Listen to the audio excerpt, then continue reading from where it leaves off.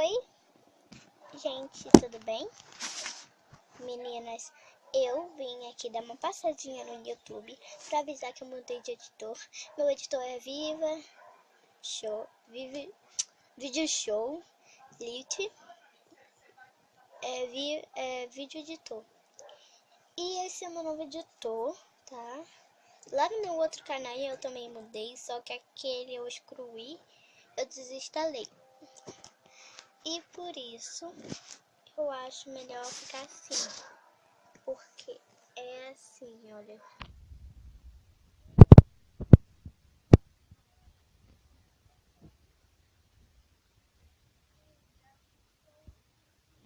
Que não